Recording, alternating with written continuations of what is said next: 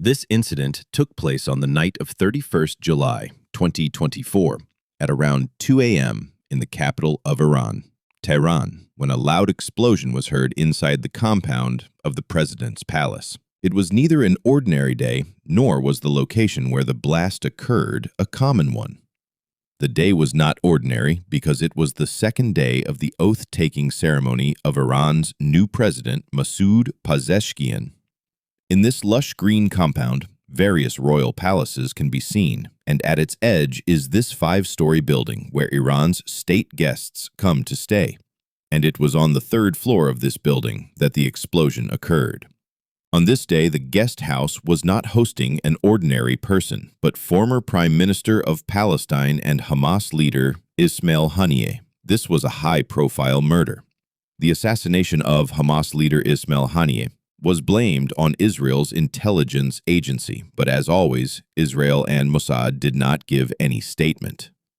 The Hamas leader was assassinated inside the Iranian president's compound while under the protection of the Iranian Revolutionary Guard, and that too as a state guest. Welcome once again to RealThink TV videos, viewers. If this was really done by Israel, then a few questions arise. How was this operation carried out 2,000 kilometers away from Israel? Why was Ismail Haniyeh eliminated in such a unique way? He had only come to Iran as a guest, whereas he mostly resided in Egypt, Qatar, or Turkey. So then, why was he targeted only in Iran? Looking at some targeted operations by Israeli agency Mossad, one thing becomes very common: fear. Yes, whether it's Adolf Eichmann's execution, bombing of nuclear reactors in Syria, assassinations of Iranian nuclear scientists, or 3,000 pager devices found with Hezbollah in Lebanon. Only this is not all. Even other Hamas leaders live freely in Qatar.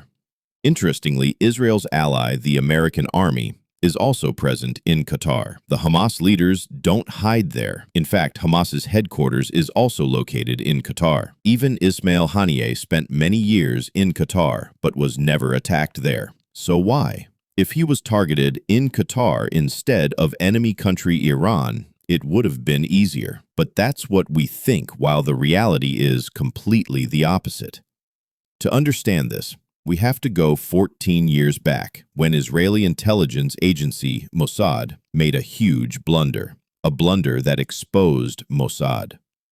In 2010, a plan was made to eliminate Hamas logistics officer Mahmoud al Mabhouh.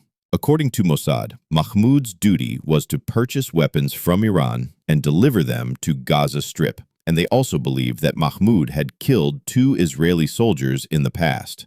The operation was named Plasma Screen, and it was to be carried out in Dubai. 20 Mossad agents participated in this operation, who had to reach Dubai. The problem was that at the time, 24 countries did not accept Israeli passports, including Dubai. Hence, these 20 agents had to reach Dubai on some foreign passports. There was a system in Israel to arrange these foreign passports. In Israel, people who had dual nationality, one Israeli, the other British, American, or Australian, were shortlisted. An officer would approach them and ask if they planned to travel recently on their second passport. If someone said no, they would be asked whether they could share their passport details for the safety of the country, Israel. In most cases, people did not refuse. For Operation Plasma Screen, the names on these passports would be different, but the pictures would belong to Mossad agents.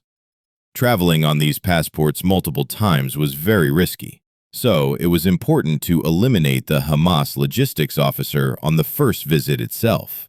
But that didn't happen. In the first visit, agents followed Mahmoud in Dubai and monitored his every move. But before they could act, Mahmoud left Dubai. In the second visit, agents had to enter Dubai again on the same passports, and they succeeded in poisoning Mahmoud's coffee. But he didn't die. He fell ill and returned to Syria. After 2-3 months, Mahmoud came back to Dubai, and so did the Mossad agents, again on the same fake passports, which was extremely risky. This time, they planned to stay in Mahmoud's hotel, Some agents followed Mahmoud in tennis player getup inside the hotel lift and noted his room number. This entire operation was also being recorded on CCTV. They managed to book the room next to Mahmoud's. 4 agents waited for the right moment, entered his room, and laid in wait. When Mahmoud returned from shopping, he was killed using an ultrasonic device. The specialty of this device is that it can stop a person's heart without any physical mark or injection. This entire plasma screen operation felt like a Hollywood movie, with one difference. In movies, a hacker sits in a van deleting CCTV footage. But here, there was no such hacker. In fact, all agent movements were recorded on CCTV. They laid Mahmoud on the bed to make it seem like a natural death, and all fled from Dubai. Just as they wanted, Dubai police declared that Mahmoud died of a heart attack, but Hamas claimed it was a murder. Dubai police reviewed CCTV footage and immigration records, and those fake passports exposed Mossad agents. It was found that all 20 agents entered Dubai just before Mahmoud, and in all 3 visits, their entry matched Mahmoud's. Even more damning, within 2 hours of Mahmoud's death, all 20 agents fled Dubai. Arrest warrants were issued by Dubai police. Those whose real passports were used, Australians, British, Irish, and German nationals, were shocked and angry that a murder was committed in their name. The case received international coverage, and these countries, Israel's allies, were humiliated. They were angry that their friend nation Israel tarnished their global image. Operation Plasma Screen became a source of disgrace and negative reputation for Israel. Israel, which largely relies on its allies for its Middle East presence, broke their trust. Since then, Israel has avoided angering its allies. That's why Hamas's headquarters is in Qatar, a U.S. ally and also a supporter of Hamas. In 2011, U.S. President Barack Obama personally requested Qatar to host Hamas leadership, as the U.S. wanted to negotiate with Hamas and Qatar was more suitable than Iran. That's why, for Israel, targeting Hamas leaders in Qatar is impossible. When Hamas leaders are not in Qatar, they are found in Turkey, Egypt, or Iran. Egypt and Turkey are also U.S. allies, and targeting Hamas leaders there would bring negative consequences. But Iran is not a U.S. allied partner, so targeting Ismail Haniyeh in Iran became feasible.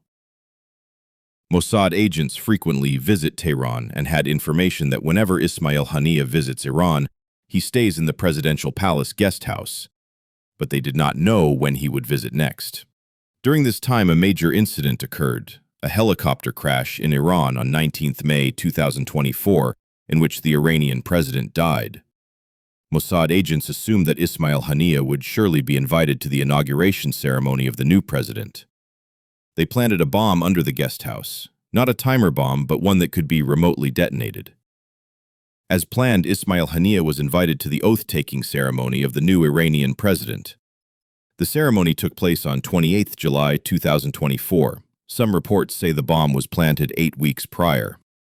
On 28 July, Masoud Pazeshkian took oath, and Ismail Haniyeh attended the inauguration, met the Iranian supreme leader, and later went to the guest house on 30th July.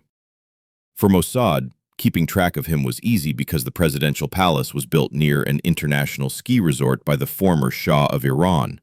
A 7-kilometer chairlift connects to the ski resort from where the building is clearly visible. Agents either observed this themselves or used help from inside guards. As soon as they confirmed that Ismail Haniyeh had entered his room, they waited for the lights to go off.